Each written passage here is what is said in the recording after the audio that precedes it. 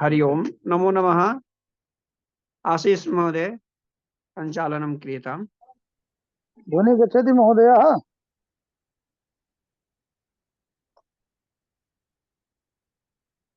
हरि ओम्। अस्माकं ध्वनि श्रूयते वा तत्र सर्वत्र? अत्रैव तु श्रूयते, परञ्च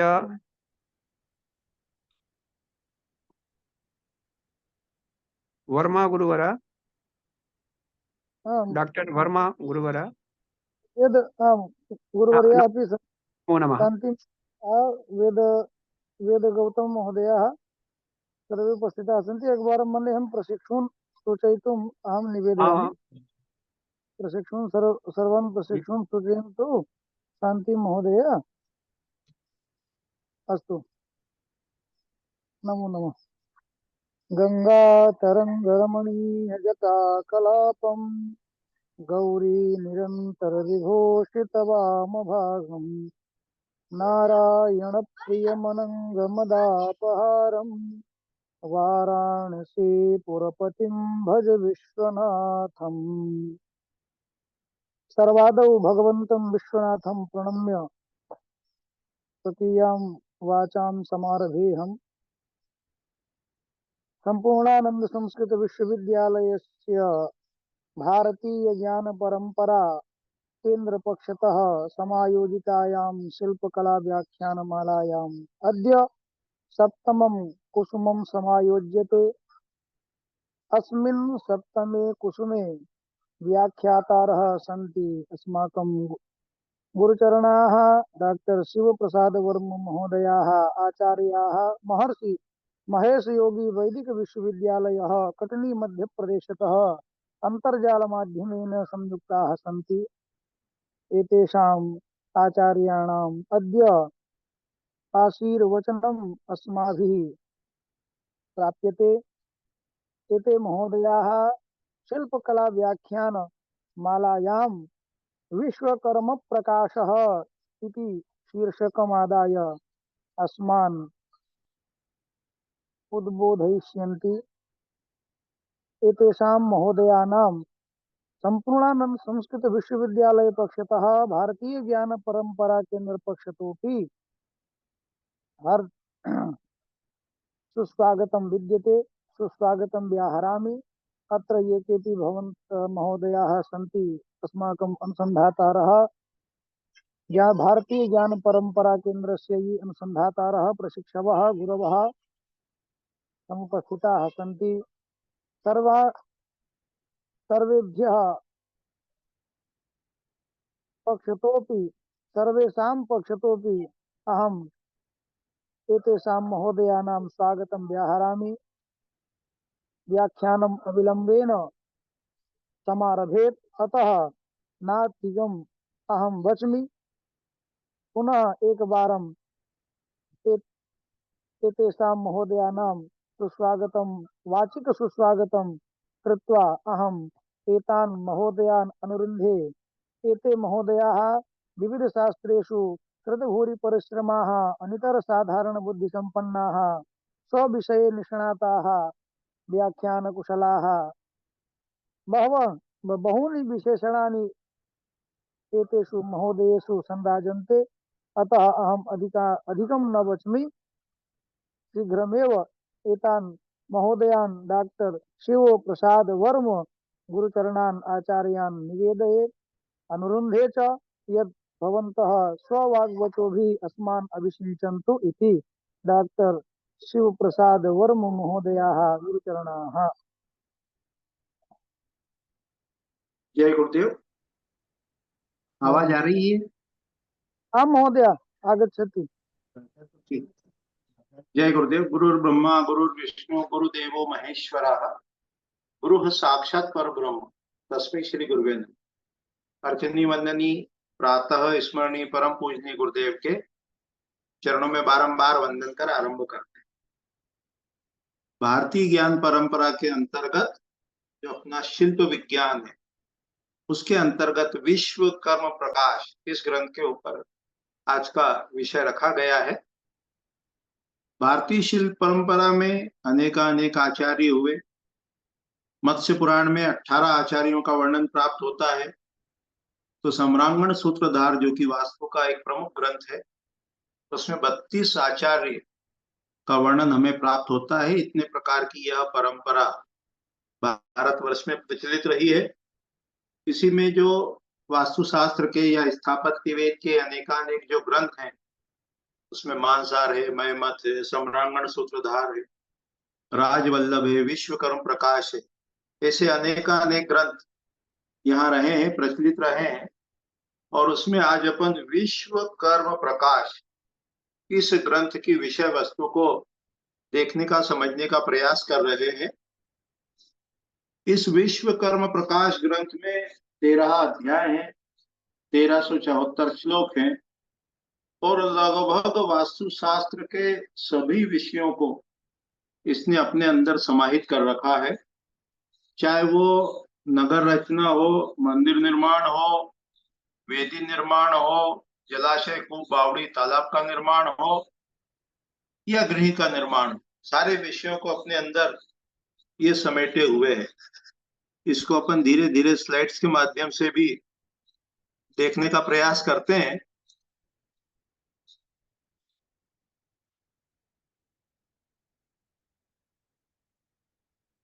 तो इस विश्वकर्म प्रकाश ग्रंथ में जो 13 अध्याय है, उसमें सर्वप्रथम पहला जो अध्याय है वो भूमि लक्षण है। मानसार ग्रंथ में, मयमत ग्रंथ में वास्तु की जो परिभाषा दी है, वास्तु के जो प्रकार बताए हैं, वो कहा है भूमि, भवन, यान और शयन। अर्थात भूमि को सबसे अधिक प्रमुखता से कहा गया है। भूमि के ऊपर ही भवन बनेगा और भवन में ही यान यानी व्हीकल या फर्नीचर्स इस प्रकार के प्रयोग में लाएंगे। तो प्रथम जो अध्याय है, चैप्टर है, इसमें वो है भूमि लक्षण। इसमें भूमि के बारे में बताया गया है, वास्तु पुरुष की उत्पत्ति के बारे में बताया गया है। दूसरा इसका जो अध्याय है उसका नाम है गृह आदि विचार। इसमें गृह आरंभ मुहूर्त का विचार किया गया है। तीसरा भी मुहूर्त का ही चैप्टर है। चौथा अध्याय गृह एवं शयन विचार, इसमें शैया का भी विचार किया गया है, शंकु का विचार किया गया है। चौथा अध्याय शिलान्यास के नाम से है, उसको अपन वास्तु पद विन्यास भी कह सकते हैं। ये काफी बड़ा अध्याय है, लगभग 295 इसमें श्लोक है। छठवां अध्याय मंदिर निर्माण का है। सातवां अध्याय द्वार से संबंधित है, किस प्रकार से 15 प्रकार के द्वार का निर्धारण करना। आठवां अध्याय जलाशय विचार है, वाटर बॉडीज का है, किस दिशा में जलाशय बनाना, किस आकार का जलाशय बनाना, उसका क्या प्रभाव होता है। नवा अध्याय वृक्ष छेदन विधि है। पहले के समय में जब जंगल से, वन से लकड़ी काट कर लाते थे तो किस दिशा से लकड़ी लाना, कौन सी लकड़ी लाना।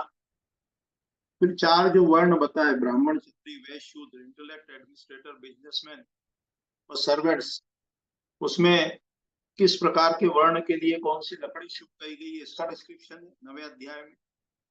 इसी को सम्रांगण सूत्रधार ग्रंथ में दारु आहरण विधि का। 10वां अध्याय गृह प्रवेश है, इसमें शैया का विचार है, शयन की दिशा का विचार है।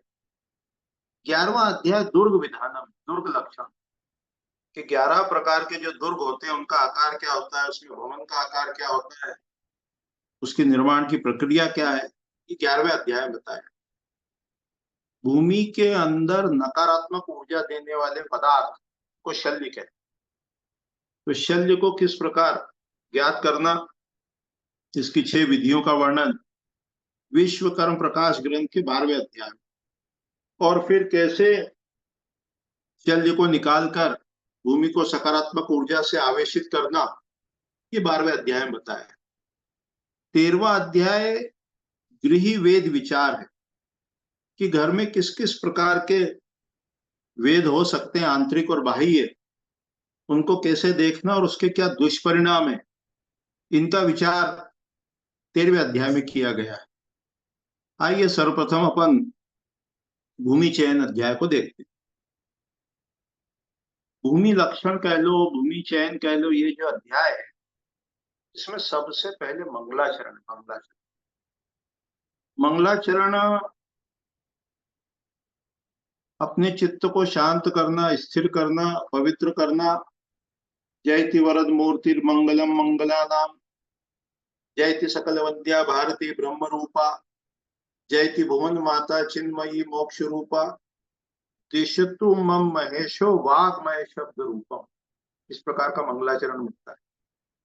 अर्थात सबसे पहले गणेश जी की प्रार्थना की गई, वाग देवी सरस्वती की प्रार्थना की गई, चिन्मयी देवी की प्रार्थना की गई। उसके पश्चात महादेव से प्रार्थना करी कि आप जो है मुझे इस प्रकार का ज्ञान दें, शक्ति दें कि मैं अपने विचारों को शब्दों में अभिव्यक्त कर सकूं। तो सबसे पहले मंगलाचरण। मंगलाचरण के बाद वास्तु पुरुष की उत्पत्ति का वर्णन मिलता है प्रथम अध्याय। उसमें यह बताया है कि त्रेता युग था, पुरा त्रेता युगे हयासून महाभूतम व्यवस्थितम सौप्यमानम शरीरणम सकलम भोगनम तथा, कि वो वास्तु पुरुष की उत्पत्ति त्रेता युग में हुई और उसने संपूर्ण लोक को, संपूर्ण जगत को व्याप्त कर। अर्थात यहां हमको ये हिंट मिलती है कि वास्तु पुरुष की उत्पत्ति सतयुग में नहीं, त्रेता में हुई। इसी की कथा सम्रांगण सूत्रधार ग्रंथ में महासमागमन जो 6वां अध्याय उसमें की, कि पहले जब कृत युग था, सतयुग था, तो देवता और मनुष्य साथ साथ रहते थे। वे जरा आदि से ग्रसित नहीं होते थे, स्त्री यौवन वाले होते थे, एक ही वर्ण था, ब्राह्मण पूर्ण चंद्र था, और जो इच्छा करते थे वो पूरी होती थी, देवताओं के साथ रहते थे। फिर धीरे धीरे धीरे धीरे जैसे वो देवताओं की अवज्ञा करने लगे, उनकी चेतना के स्तर में गिरावट हुई, तब फिर काम क्रोध आदि लगे और उनको घर की आवश्यकता महसूस हुई। अर्थात जब तक चेतना सतोगुणी थी तब तक भवन की आवश्यकता उनको नहीं थी, तब वास्तु पुरुष की उत्पत्ति नहीं हुई। इसी को यहाँ कथानक के माध्यम से, कहानक के माध्यम से यहाँ कहा गया है कि पूरा त्रेता युग, त्रेता युग जो है उसमें वास्तु पुरुष की उत्पत्ति हुई। अर्थात यदि अपनी चेतना का स्तर ऊपर रहेगा, सतोगुणी रहेगा, गुणातीत रहेगा, तो ये वास्तु के ज्योतिष के दोष नहीं लगते। तो इस ग्रंथ में पहले अध्याय में सबसे पहले वास्तु पुरुष की उत्पत्ति का वर्णन, परंपरा का वर्णन है कि महादेव से, पाराशर से, वृहदत्त से विश्वकर्मा जी को ये ज्ञान प्राप्त हुआ परंपरा से, और अब इस ऐसी परंपरा से अपन जुड़ने जा रहे हैं। तो अपना जो आचरण है, व्यवहार है, वो उस परंपरा के अनुकूल होना चाहिए। फिर कहा आ ब्रह्म भुवनात् लोका गृहस्थ आश्रम आश्रित। शास्त्र का जो उद्देश्य है वो लोक कल्याण का है। सारे जो भुवन से लेके, सारे जो ब्रह्म से लेके भुवन तक जितने भी लोग हैं सब गृहस्थ आश्रम पर आश्रित। तो इस प्रकार से पहले अध्याय में मंगलाचरण कहा, वास्तु की परंपरा बताई, उद्देश्य बताया। उसके बाद इसको आरंभ किया कि जब भी कोई नवीन निर्माण का आरंभ कार्य करे तो सबसे पहले वास्तु पुरुष को पूजे। अर्थात वास्तु के नियमों के अनुसार निर्माण करने से सुख की, आरोग्य की प्राप्ति होती है, और विपरीत निर्माण करने से पग पग पर बाधाओं का सामना करना पड़ता है, मृत्यु तक हो सकती है। ऐसा वरदान ब्रह्मा जी ने उस वास्तु पुरुष को दिया। तो सबसे पहले इसका महत्व बताया, वास्तु का महत्व बताया, घर का महत्व बताया, परंपरा बताई, और उसके बाद फिर भूमि चयन का विचार करते हुए कहते हैं कि ये जो भूमि चयन है ये वर्ण के अनुसार करना। 4 वर्ण ह्यूमन बीइंग की 4 कैटेगरीज में क्लासिफाइड किया। ब्राह्मण, इंटेलेक्ट, एडमिनिस्ट्रेटर क्षत्रिय, बिजनेसमैन वैश्य, और 4th कैटेगरी में बताया सर्वेंट्स कह लो या शूद्र कह लो। तो किस प्रकार की भूमि के लिए कौन सा रंग शुभ है, यहाँ रंग के माध्यम से रंग के गुण। यदि ये कहा है कि इंटेलेक्ट व्यक्ति जो है, बुद्धिजीवी जो है, ब्राह्मण जो है, उसके लिए सफेद रंग की भूमि शुभ है, इसका तात्पर्य सफेद रंग शुभ। सफेद रंग का प्रयोग हमको आंतरिक सज्जा में करना चाहिए। शास्त्र की परंपरा है, जो बात जहां कहना है उसको वहां नहीं कहते, उसको छुपा के रखते हैं, और जो बात जहां नहीं कहना है उसको पूरे विस्तार से बताते। तो ड्राइंग रूम कैसा हो, बेडरूम कैसा हो, किचन कैसा हो, रसोई कैसी हो, इसका डिस्क्रिप्शन हमको पुराण में मिलता है, इतिहास के ग्रंथों में मिलता है, रामायण में मिलता है। तो यहाँ सांकेतिक रूप से भूमि चयन का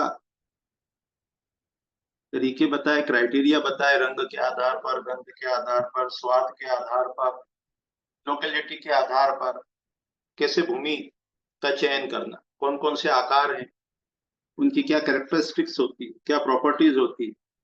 जैसे कहा वर्गाकार जो है पौत्र धन धान सब कुछ देता है, आयताकार जो है हाथी के आकार बताया, कहा वो जो भूमि है वो तीनों पुरुषार्थ को देने वाली। तो जितने भी आकार हैं, चाहे वो सर्कल हो, चाहे ट्रायंगल हो, चाहे त्रिभुज हो, चाहे त्रिशूल का आकार हो, चाहे पताके का आकार हो, ध्वजा का आकार हो, सब आकार के इसमें गुण बताए कि ऐसी भूमि पर निवास करने का क्या परिणाम है। फिर लोकेलिटी के अकॉर्डिंग बताया कैसी लोकेशन को अवॉइड करना चाहिए, कि चौराहे की भूमि है, सचिव के पास की है, मंदिर के पास की है, धूर्त के घर के पास की है, ऐसी भूमि को छोड़ दे। तो बहुत महत्वपूर्ण अध्याय है। हेयम दुखम अनागतम।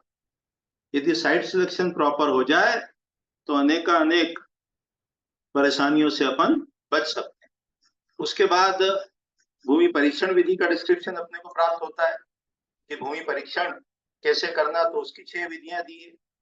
उसने बताया है कि भूमि परीक्षण जो है वो डेंसिटी, भूमि जो है वो ठोस हो, आर्द्रता, भूमि में नमी हो, फिर एयर सर्कुलेशन, वायु संचरण परीक्षण, फिर फर्टिलिटी टेस्ट है, फिर एयर फ्लो टेस्ट है।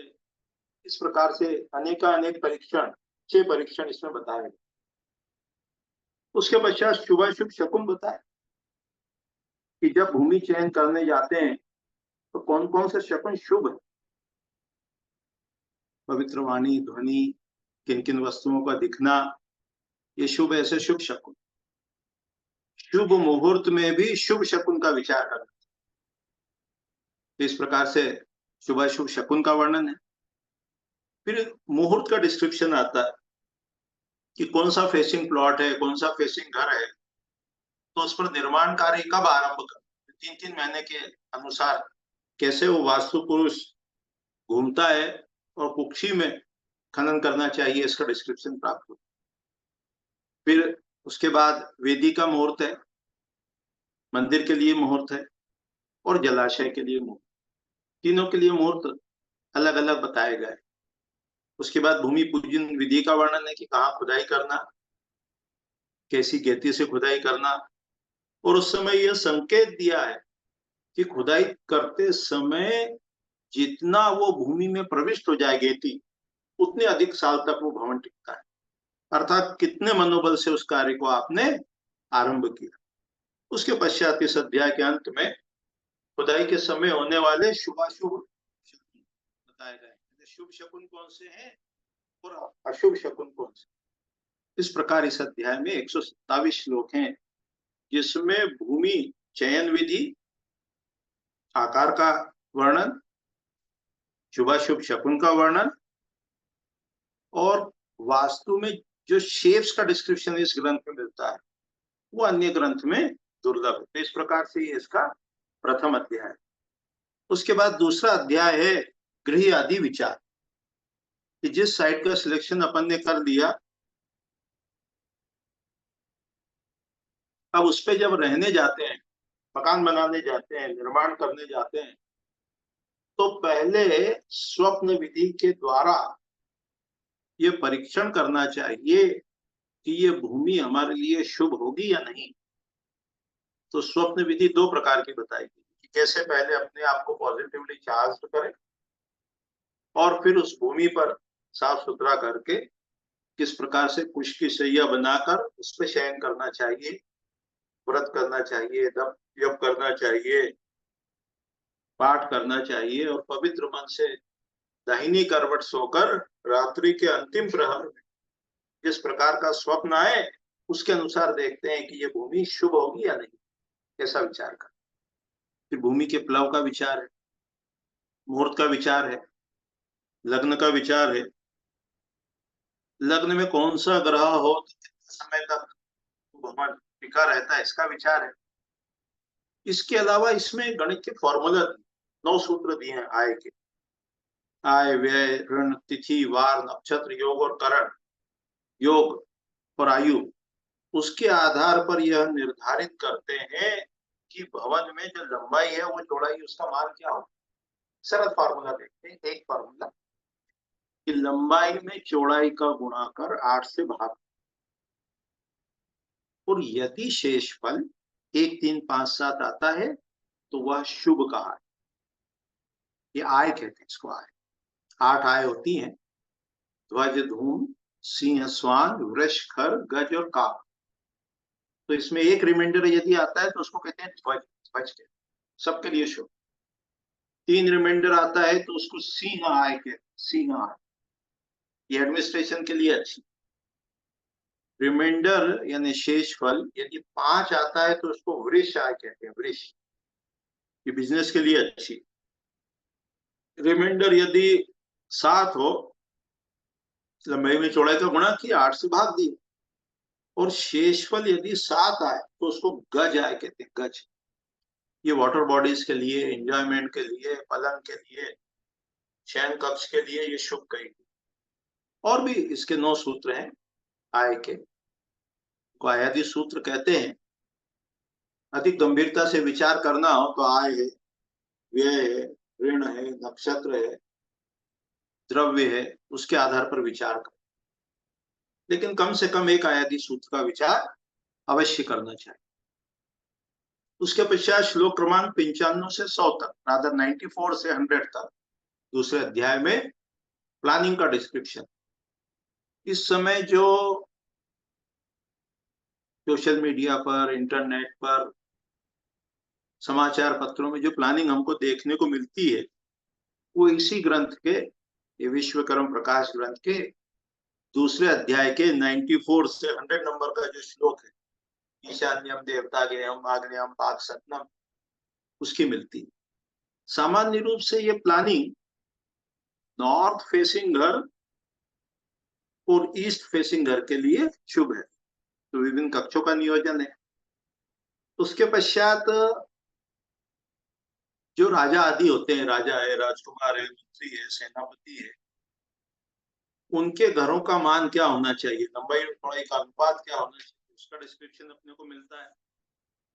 उसके बाद स्तंभ का मान, आधुनिक समय में भी जो सेल्फ सपोर्टेड कॉलम है उसमें यही फॉर्मूला लगता है कि जो उसका डाया है उससे 9 गुना 10 गुना स्तंभ की ऊंचाई है, स्तंभ का जो व्यास है उससे 10 गुना स्तंभ की ऊंचाई होती है। फिर उसके ऊपर जो तुला रखते हैं, बीम रखते हैं, फिर पोर्ट बीम रखते हैं, उनका क्या मान होना चाहिए, ये सारा डिस्क्रिप्शन यहाँ है। उसके अलावा इसी अध्याय में जो खंबा होता है, पिलर जिसको कहते हैं, स्तंभ कहते हैं, वो चतुरश्र हो तो उसको ब्रह्मकांत कहते हैं, अष्टकोण का हो तो उसको वज्र कहते हैं, फिर 16 कोण का हो तो उसको द्विवज्र कहते हैं, फिर 32 कोण का हो वो स्तंभ, उसका क्रॉस सेक्शन एरिया, तो उसको प्रलीनक कहते हैं। और उसके बाद 5वां प्रकार जो है वो गोल का। इसी अध्याय में एक शाल भवन है, 16 प्रकार के एक शाला वाले भवन है, रूथान जय नंद खर कांत विजय तक।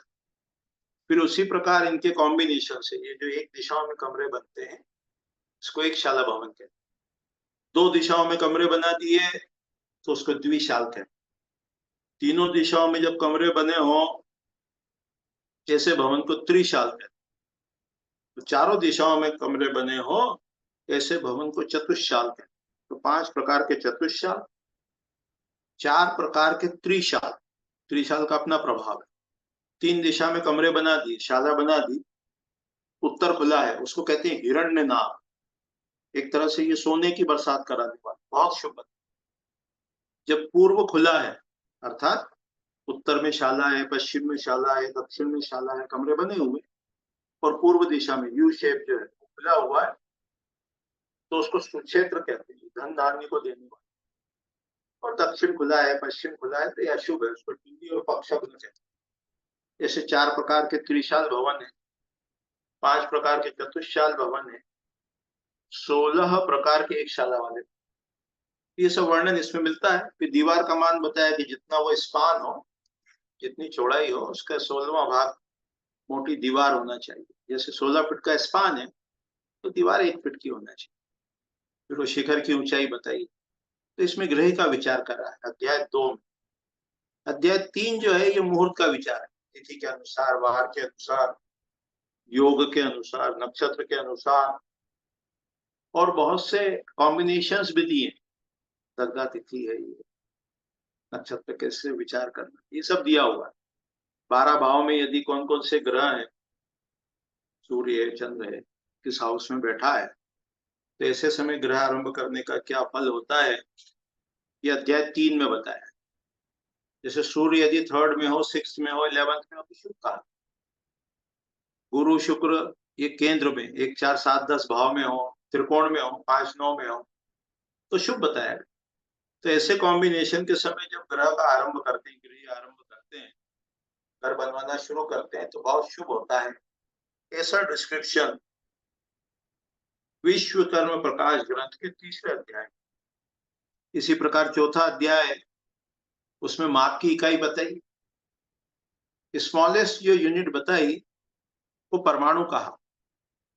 परमाणु के बाद 8 परमाणु का फिर वो रथ धूलि कहा, 8, फिर 8 रथ धूलि का एक वो जू कही, फिर 8 जू की एक वो 8 लीक की एक जू कही, 8 जू का एक वो यव कहा, फिर 8 यव का एक अंगुल बताया, फिर 24 अंगुल का हस्त बताया। इस प्रकार से मान में 4 हस्त का दंड बताया, फिर कोश है, गव्युति है। ऐसे जब घर बनवाना हो, नगर बनवाना, किस इकाई का प्रयोग करना, इसका डिस्क्रिप्शन अपने को प्राप्त।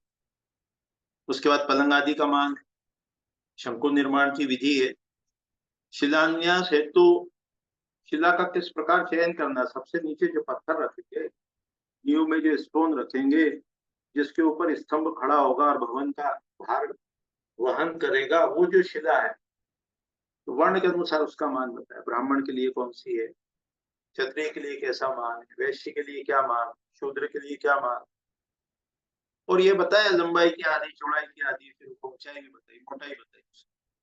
फिर उसके पूजन की विधि, नंदा, भद्रा, जया, रिक्ता, पूर्णा, ये जो शिलाएं होती है तो किस प्रकार दिशा में स्थापित करना, कौन सी दिशा में कौन सी शिला बिठाना, इसका डिस्क्रिप्शन अध्याय 4। अध्याय 5 जो है उसका नाम है शिलान्यास विधि या वास्तुपद विन्यास। वास्तुपद विन्यास 32 प्रकार का हो। 1x1 का पद है, उसका नाम है सकल। फिर 2x2 का पद है, फिर 3x3 का है, पीठ है। सकल के बाद पेचक है, फिर पीठ है, फिर महापीठ है, फिर उपपीठ है 5x5। तो ऐसे पद विन्यास कर। 6x6 का है वो उग्र पीठ है, 7x7 का स्टंडिल है।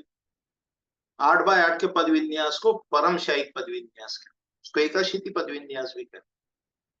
तो यहाँ 64 पद वास्तु इस ग्रंथ में और 81 पद वास्तु इसका वर्णन। तो इसमें जैसे 81 पद वास्तु जब बनाते हैं तो 9 रेखा खड़ी और 9 रेखा आड़ी ऐसे ड्रॉ करते हैं, ऐसे खींचते हैं। इन रेखाओं को नाड़ी कहते हैं, इसको शिरा कहते हैं। तो ये जो 81 खाने बने, तो एक एक खाना क्या कहलाता है, पद कहलाता है। और वो जो पद होता है उस पद की ऊर्जा होती है, उसको पद देवता कहते हैं। जैसे मध्य में 81 पद के मध्य में 9 पद का ब्रह्मा होता है, तो ब्रह्मा की ऊर्जा है। फिर पूर्व दिशा में 6 पद का अरिमा है, दक्षिण में 6 पद का विवस्वान है, पश्चिम में 6 पद का मित्र है, और उत्तर दिशा में 6 पद का भूधर है। इन सबके निघंटु हैं। इनको कैसे डिकोड करना, उसके लिए निघंटु ग्रंथ सम्रांगण सूत्रधार में इन 45 जो देवता हैं इनका निघंटु दिया हुआ है। फिर संस्कृत में इंडिपेंडेंट निघंटु ग्रंथ, फिर अमरकोश, फिर वो डिक्शनरी आ गई, शब्दकोश।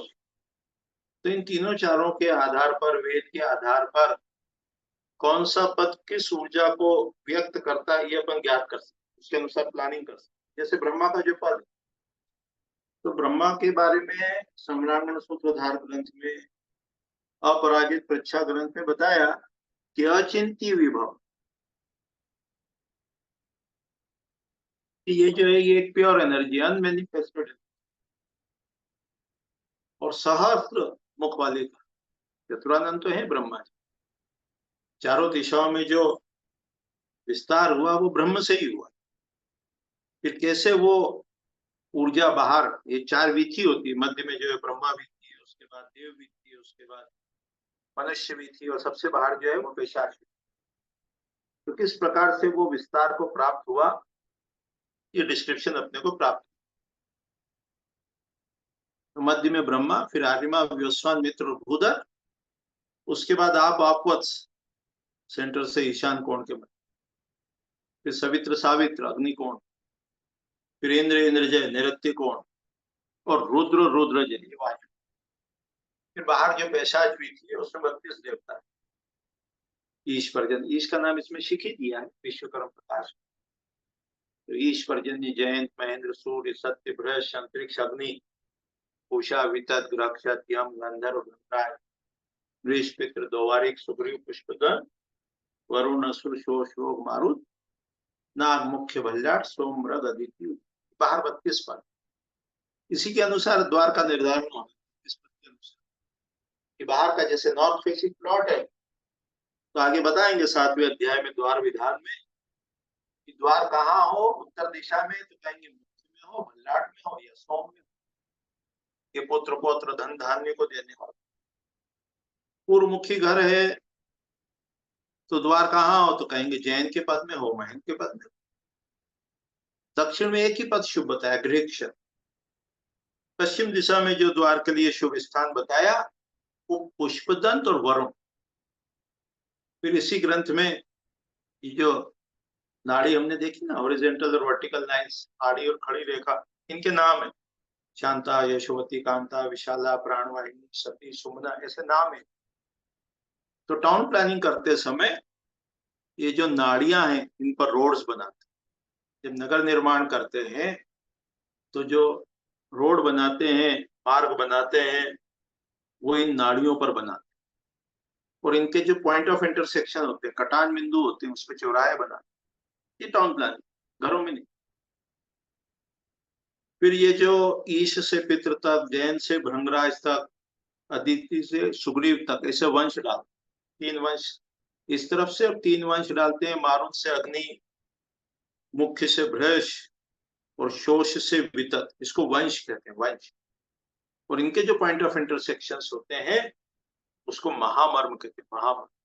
और ये जो महामर्म होते हैं इनके ऊपर खंबा, दीवार ये नहीं होते, नकारात्मक ऊर्जा देने वाले पदार्थ, शल्य ये नहीं होना चाहिए, जूठे बर्तन नहीं होना, ये इसमें लिखा है। इसी विश्वकर्म प्रकाश ग्रंथ के 5वें अध्याय में ये स्पष्ट रूप से कहा गया है, 3 स्थानों पर नकारात्मक ऊर्जा देने वाले पदार्थ नहीं होना चाहिए, बहुत अशुभ।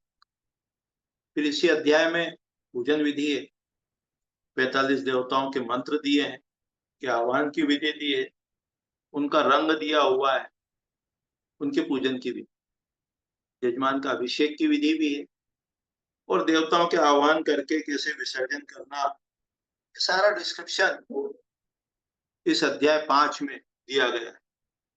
इसी में शिलान्यास, नंदा, भद्रा, जया, रिक्ता, पूर्णा, तो शिलाओं की कैसे पूजा करना, किस दिशा से। ये जो ऋषियों की पुत्रियां हैं, ये जो नंदा, भद्रा, जया है, ये ऋषियों की पुत्री हैं, तो इनसे प्रार्थना करते हैं तो उस दिशा के गुण अपने को ज्ञात होते हैं। इस प्रकार से इसमें डिस्क्रिप्शन है। फिर उसका जो नेक्स्ट चैप्टर है वो है प्रासाद विधान, मंदिर निर्माण। तो उसमें सबसे पहले मंदिर निर्माण का महत्व बताया, उसका फल बताया कि कोई यदि विचार भी करता है कि वो ऐसे फूल से खेलते हुए भगवान का मंदिर बनवाएगा, तो उसको कितना फल उसको प्राप्त होगा, कितने जन्मों के पाप, कितनी पीढ़ियों के पाप उसके नष्ट हो, ये डिस्क्रिप्शन।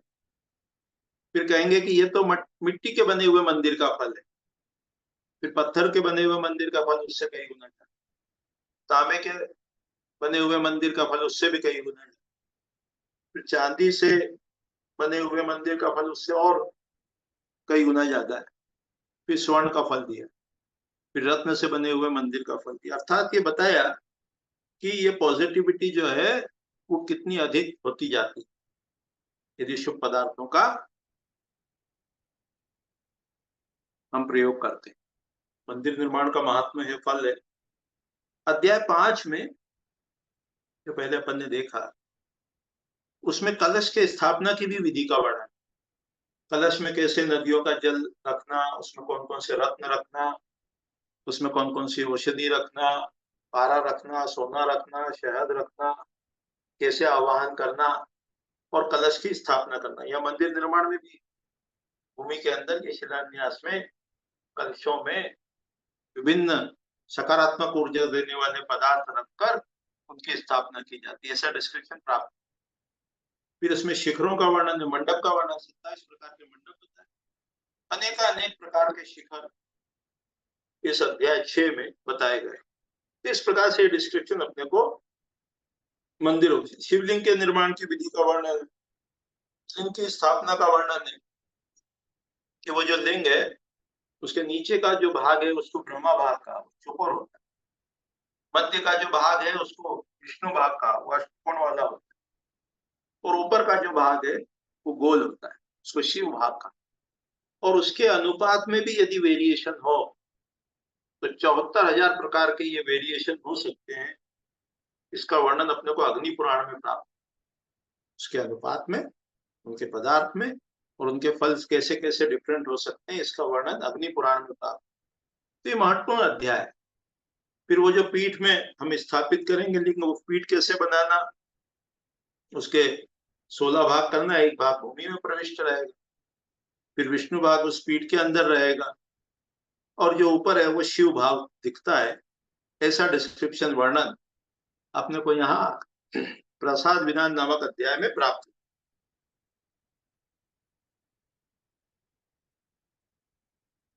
7वां जो अध्याय है वो द्वार विधान है। उसमें ये जो द्वार का निर्धारण करते हैं वो 15 प्रकार से करते, तिथि के अनुसार, पद के अनुसार, नक्षत्र के अनुसार। फिर वो द्वार गृह का है, मंदिर का है, जलाशय का है, यज्ञ वेदी का है, सारा वर्णन 15 प्रकार से द्वार के निर्धारण का इसमें। फिर जो बाहर के पेशाच विधि के 32 पद हैं, उनमें से किस पद में द्वार हो तो क्या परिणाम होता है, ये डिस्क्रिप्शन अपने को प्राप्त हो।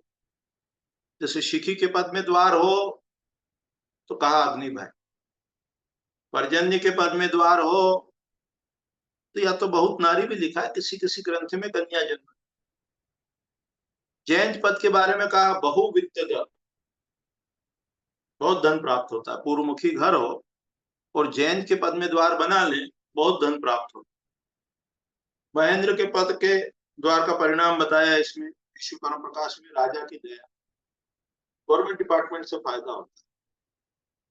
सूर्य के पद में यदि द्वार हो तो कहा क्रोध, क्रोध की अधिकता हो। वृष के पद में द्वार हो तो कहा क्रूरता। नभ अंतरिक्ष, आकाश के पद में द्वार हो तो कहा चोरी।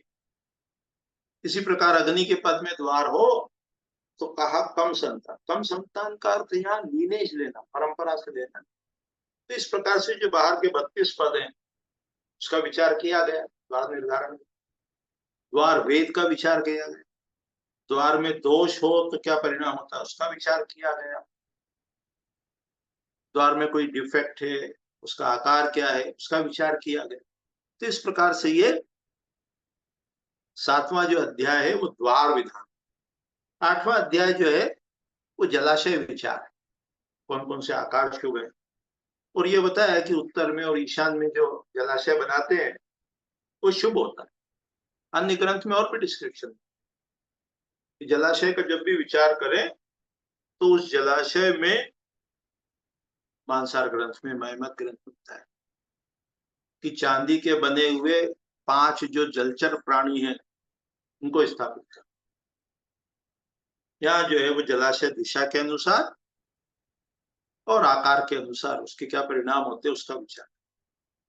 11वां अध्याय जो है वो वृक्ष छेदन विधि है।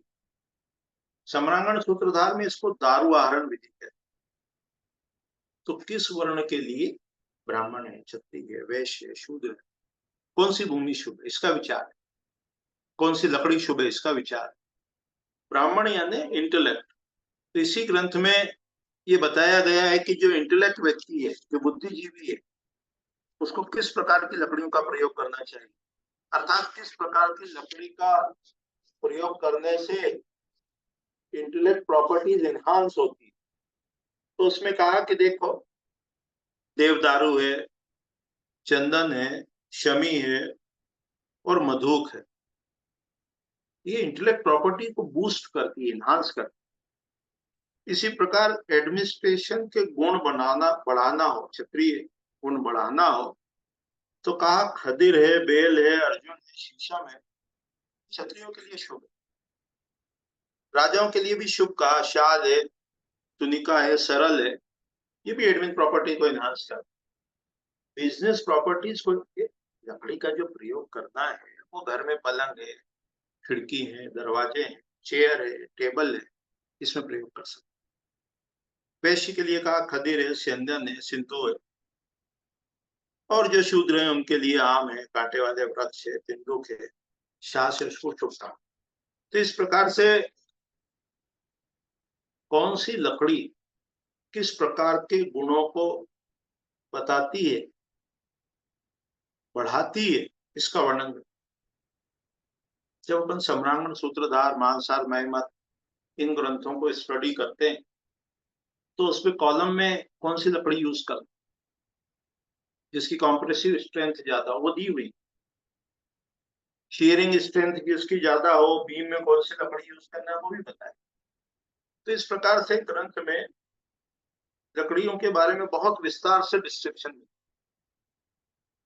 मानसार महिमत का जो 16वां अध्याय है वो संधि कर्म विधान, 17वां अध्याय संधि कर्म विधान, लकड़ियों को कैसे जोड़ना, लकड़ी कैसे मेल होती है, फीमेल होती है, न्यूट्रल होती है, पत्थर कैसे मेल, फीमेल, न्यूट्रल होते हैं, ये सारा डिस्क्रिप्शन वास्तु के ग्रंथों में हमको प्राप्त, उसको बजाकर देखते हैं।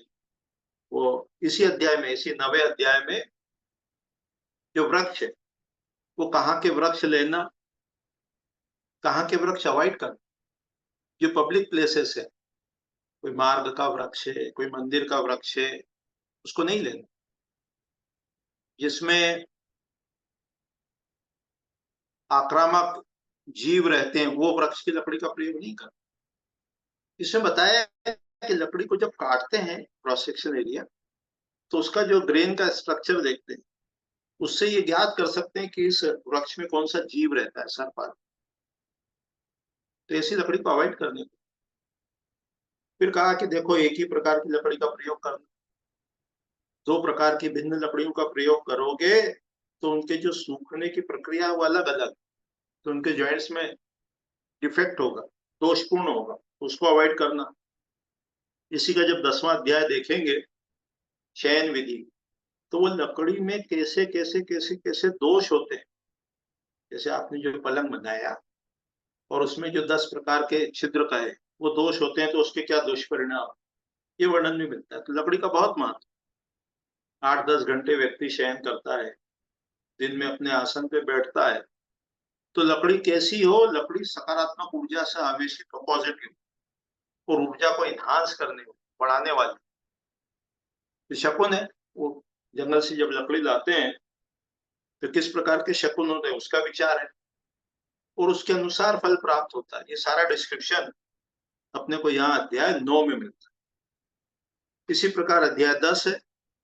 अध्याय 10 शयन विधि है, गृह प्रवेश कहते हैं, शयन विधि भी कहते हैं। कि घर में जब प्रवेश करना हो तो किस प्रकार से करना, किन किन निमित्त को देखना, कैसे वास्तु शांति करना, फिर वो पलंग की जो शैया है उस पर जब सोना तो किस दिशा में, दक्षिण दिशा शुभ बताई सभी के। और जो अर्निंग मेंबर्स हैं उनके लिए दक्षिण दिशा शुभ बताई, सिरहाना।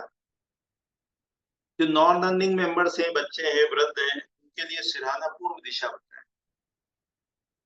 यात्रा में कहा कि पश्चिम की ओर सिर करके शयन करना, और उत्तर दिशा के लिए कभी शयन नहीं करना, सिर नहीं रखना। इस प्रकार का डिस्क्रिप्शन है। वे लकड़ी के दोष का डिस्क्रिप्शन है, 10 प्रकार के जो बताए। फिर 11वां अध्याय है दुर्ग विधान।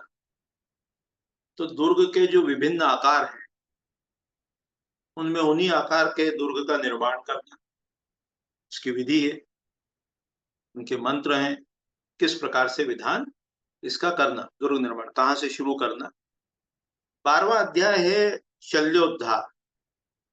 इसमें 6 प्रकार से शल्य ज्ञात करने की विधि का वर्णन, कि जब वो सूत्र बांधते हैं, कोई पशु सूत्र को उलांघ जाए तो जहां वो गृह स्वामी खड़ा है उस जगह शल्य। इसी प्रकार जब वो देवता को आहुति देते हैं और उस समय अग्नि अधिक तेज प्रज्वलित असामान्य रूप से कोई घटना घटित हो जाए तो कहा शल्य है। ऐसा डिस्क्रिप्शन ये 6 प्रकार का वो उसमें मिलता है।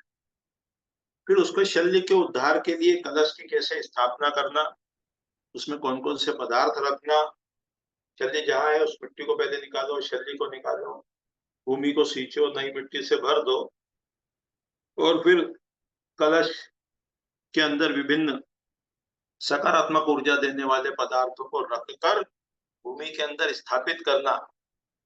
ये वास्तु दोष दूर करने की एक बड़ी ही सशक्त विधि है। उसके बाद 13वां अध्याय है गृह वेद। इसमें घर के आंतरिक वेद दिए और बाह्य वेद दिए गए। इस प्रकार से ये जो विश्वकर्म प्रकाश ग्रंथ है उसमें वास्तु का बहुत ही अच्छा डिस्क्रिप्शन अपने को प्राप्त होता है। और चाहे वो गृह दोष हो, चाहे वो आंतरिक सज्जा हो, चाहे उसको निर्माण करने की प्रोसेस हो, विधि हो, ये सारा डिस्क्रिप्शन अपने को प्राप्त होता है। कोई जिज्ञासा होगी तो उसको भी अपन देखेंगे और धीरे धीरे इसको समाप्ति की ओर ले जाएंगे।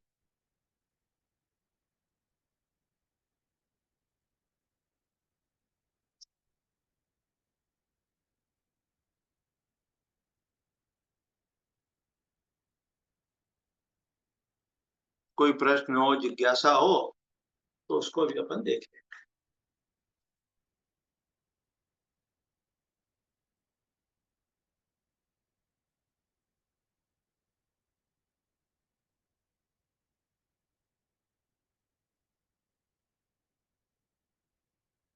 ये डॉक्टर साहब, जयंत जी। जी जी, सादर प्रणाम।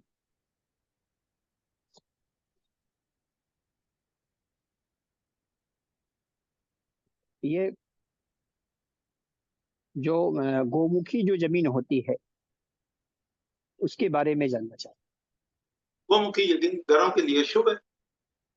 जब प्लॉट सामने से चौड़ा हो, सामने जी। से छोटा हो और अंदर की तरफ आने के बाद जब चौड़ा हो जाता है तो ऐसी भूमि को गौमुखी कहा है।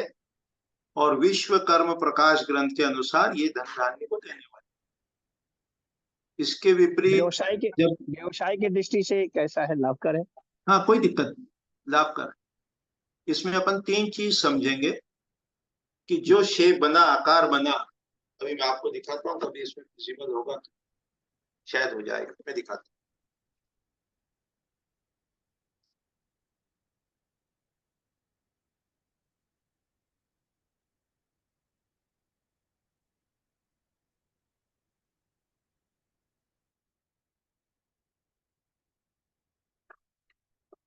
क्योंकि ये फ्रंट से ही दिख सकेगा इसलिए मैं फ्रंट कैमरा यूज कर रहा हूँ।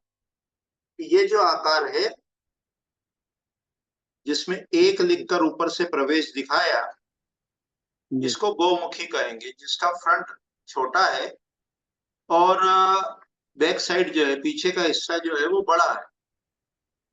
अब जी शास्त्र में क्या रहस्य कहा है कि जब गौमुखी कहा तो एक तो आकार कहा, दूसरा गाय का चित्र भी कहा कि गाय का जो चित्र है वो शुभ है।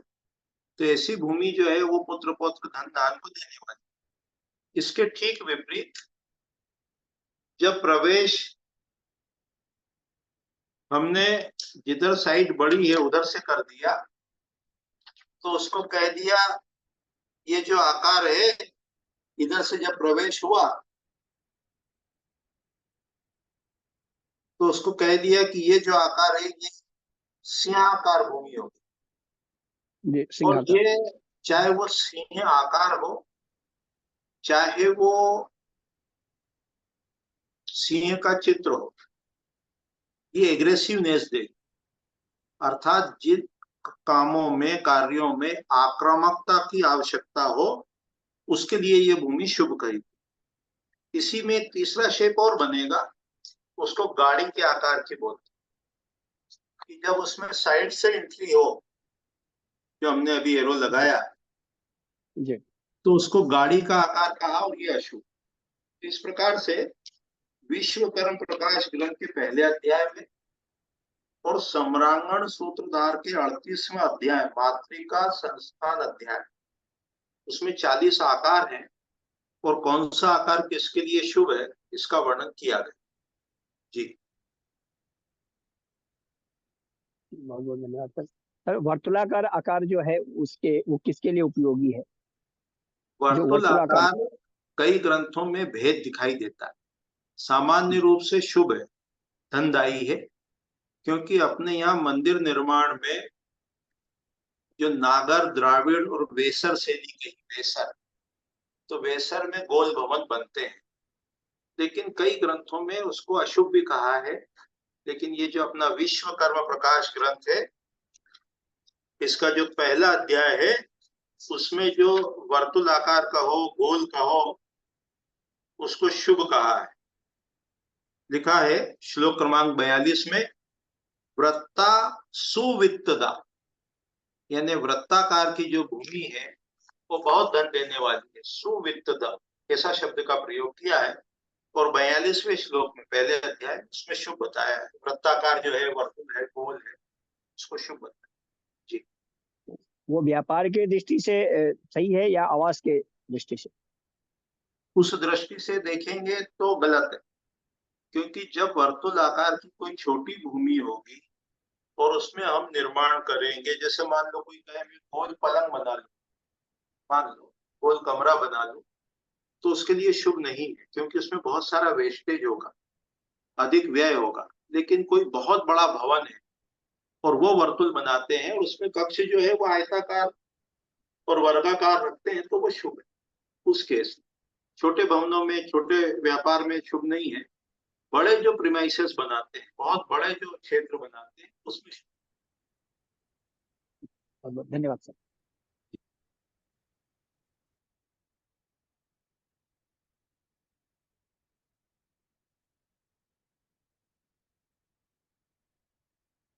आयोजक महोदय के माध्यम से और कोई जिज्ञासा रखना चाहे तो स्वागत।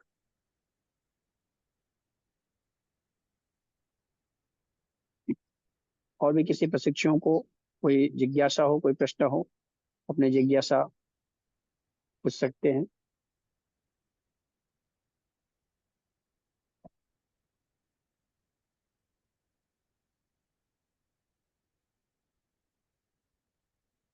जैसा आप उचित समझे समाप्त करना है या जैसा आप निर्णय। जी जी बहुत बहुत धन्यवाद, अपने बहुमूल्य समय दिया। और विश्वकर्म प्रकाश ऐसा ग्रंथ है, इसमें आपने जो एक एक उसके जो पॉइंट हैं, अध्याय के एक एक जो पॉइंट है, आपने सबको हम लोग को विस्तार पूर्वक समझाया।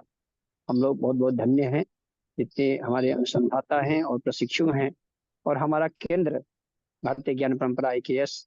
हम आपके लिए, आप बहुमूल्य समय निकाले हमारे लिए, बहुत बहुत साधुवाद, धन्यवाद सर। और आगे भी अगले व्याख्यान के लिए भी हम आपसे निवेदन करेंगे कि आप अवश्य हमारे लिए समय दें। और भी आपने कई ग्रंथों पे कार्य किए हैं और हमें हमारा ज्ञानवर्धन होता रहे, यही आपसे प्रार्थना है। धन्यवाद सर। आप सबका बहुत बहुत धन्यवाद। मुझे हरिओम। अपनी बात कहने का अवसर प्राप्त हुआ और निश्चित रूप से शोध कार्यों में जब भी कोई आवश्यकता हो, किसी छात्र की हो, पीएचडी छात्र की हो, तो वो व्यक्तिगत रूप से भी संपर्क कर सकते हैं। संस्थान के माध्यम से सदैव स्वागत है। किसी समय में वहाँ बनारस भी आया था, एक आईआईटी की ओर से एक आयोजन भी रखा गया था, वर्ष तो भूल गया, शायद 4-5 वर्ष हो गए। ये अपने लिए सौभाग्य का विषय है और आप सबका, संस्थान का, हेड ऑफ द डिपार्टमेंट का, संस्कृत विभाग का, आपका स्वयं का मैं हृदय से आभार व्यक्त करते हुए अपनी वाणी को विराम देता हूँ। जय गुरुदेव। नमो नमः। हरिओम। नमो नमः। नमो नमो नमः। नमः। नमः।